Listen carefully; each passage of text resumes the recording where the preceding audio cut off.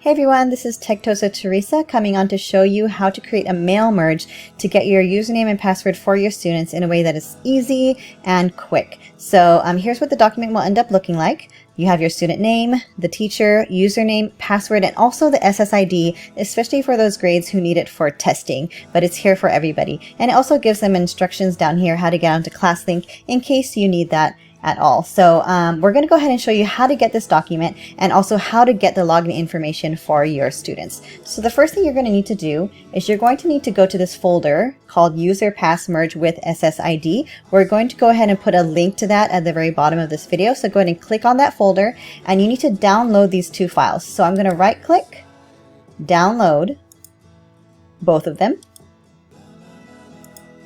So depending on your computer, that might go into your downloads folder, that might go to your desktop, your documents, I'm not sure. Wherever your downloads go, that's where you're going to access them. So I'm going to go ahead and open them up right now to make sure that they got downloaded properly.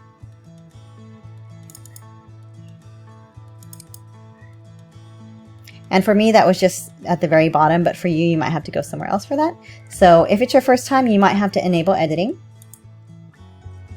You might need to enable editing for both documents. So that looks pretty good. So I have both of my documents ready to go. Now I just need to grab the information for my students. So I'm going to go on to ClassLink. I'm going to log on with my teacher account.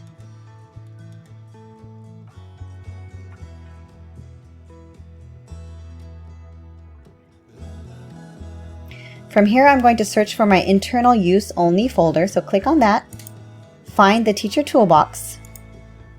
And now I'm going to log on with my teacher username and password, not the full email address. And from here, click on Student Windows Account. And at this point, you might think you have all of your student information here, but if you'll notice, this is not a complete class. You need to go to By Class, enter your school, and then your period. So if you teach several periods, your different periods will show up here. Just choose them one by one. This teacher only has one because she's a self-contained class. And now all of your usernames and passwords will appear.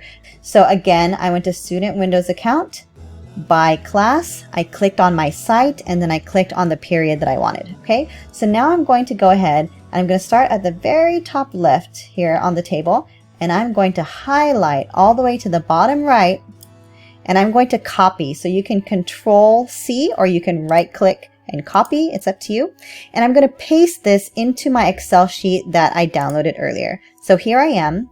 I'm not going to go to the very first box because I have text in there. I'm going to go right beneath that. So A2, I'm going to click in there and I'm going to paste right here. So you can Control V or you can right click and paste. I'm going to Control V. And here is all of that information. So this is all I need, except it doesn't have the teacher name. So you can see on the right in column N, there's a space for teacher. I'm going to type that in. And if you didn't know this secret, you can go at the very bottom right of the cell and you can drag it all the way down to the very last row and release. And it copies it so that you don't have to copy and paste or you don't have to type it over like a million times. Okay, so now this is all the information I need. I need to save this. So I'm going to go to File, Save As, and you can label it whatever you want. I like to end it with the teacher's name because I do this for different teachers. So I'm going to go ahead and just call it that for the sake of this training. So that is saved and I don't need this anymore. I'm going to close out of it. And now I'm in my actual Word document where we're going to do the mail merge. So from here, go to Mailings, Start Mail Merge, Step-by-Step Mail Merge Wizard.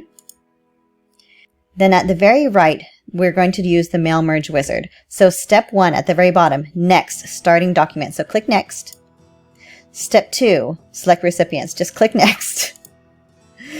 Step 3, we're going to click Next again because now we're going to actually search for that Excel document.